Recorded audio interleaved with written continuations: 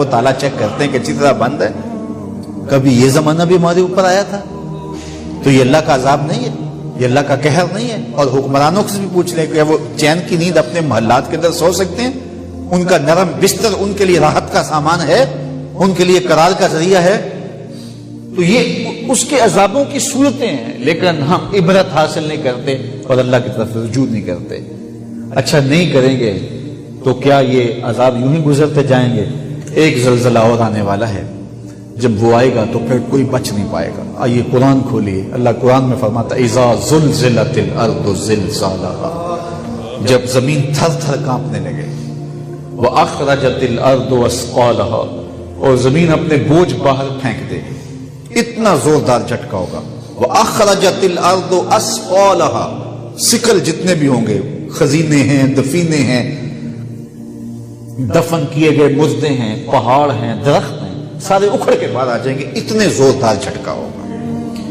اللہ اکبر. وہ سورہ اسرافیل کی آواز ہوگی, جس سے پہلے تو کانوں کے پردے پھٹنے لگیں گے, پھر سینے میں جو ہے وہ دل دہلنے لگیں گے, اور وہ خوف اتنا ہوگا. قرآن سے پوچھئے یوم یجعل الولدان شیبا, اس زلزلے کا, اس کا خوف اتنا ہوگا کہ یوم یجعل الولدان شیبا, اللہ تعالیٰ فرماتا ہے پیدا ہوتا بچہ اس خوف کی وجہ سے اس کے سیاہ بال فوراً سفید ہو جائیں گے. اتنا خوف تاریخ. یہ کوئی کہانی نہیں, قصہ نہیں ہے, یہ حقیقت واقعیہ ہے جو قرآن نے بیان کی. آپ اندازہ کریں وہ کتنا خوف ہوگا.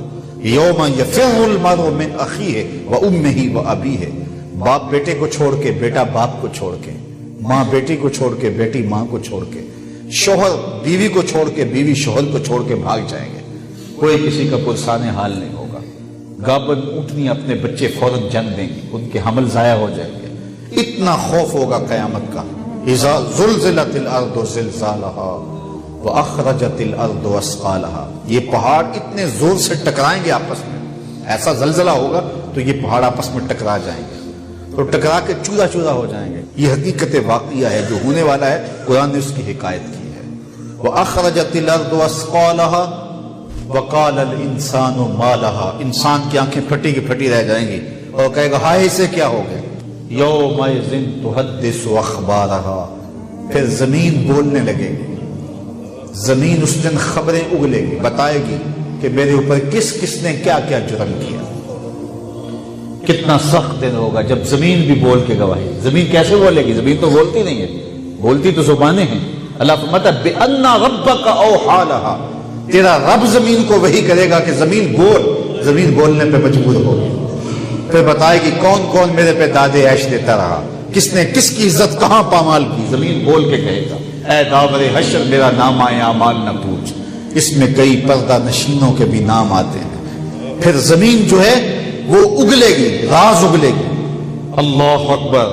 یومئذ یصدر الناس اشتاتا لیروا اعمالهم, پھر لوگ مختلف گروہوں میں بٹ جائیں گے. مختلف گروہ کیسے ہیں؟ ایک تو قول یہ ہے کہ کافر الگ اور مسلمان الگ, لیکن دوسرا قول یہ ہے مختلف عملوں کے حامل لوگ الگ الگ ہوں گے.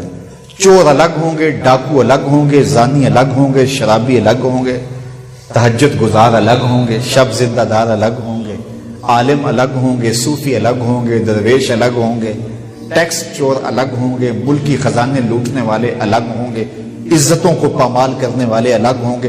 مختلف گروپوں میں لوگ ہوں گے, اور ان کو ایسی ایسی کوئی نشانی دی جائے گی کہ دور سے پتہ چلے گا کہ یہ فلاں جرم کا مرتکب ہے. بلکہ میں نے کہیں پڑھا تھا کہ جو بدکار ہوں گے ان کی پیشانیوں پر شرمگاہیں چھاپ دی جائیں گے, دور سے پہچانے جائیں گے کہ یہ بدکار ہیں, یہ برے ہیں. وہ کتنا سخت دن ہوگا. یومئذ یصدر الناس اشتاتا لیروا اعمالهم, تاکہ وہ اپنے اعمال کو دیکھیں. وہ کتنا سخت, وہ جھٹکانے والا ہے. وہ جو ہے وہ ایسا نہیں ہے کہ بس ایک حکایت ہے اور بیان کر دی, نہیں, امر واقعہ ہے جو ہونے والا ہے. قرآن نے سچی خبریں دی ہیں. اِنَّهُ لَقَوْلٌ فَصْلٌ وَمَا هُوَ بِالْهَزْلِ, فرمایا یہ قول فیصل ہے, یہ طے شدہ بات ہے, یہ کوئی ہنسی مذاق نہیں ہے کہ یوں ہی کر دیا جائے. تو یہ جھٹکے ہمیں اس جھٹکے کی یاد دلاتے ہیں. یہ زلزلے ہمیں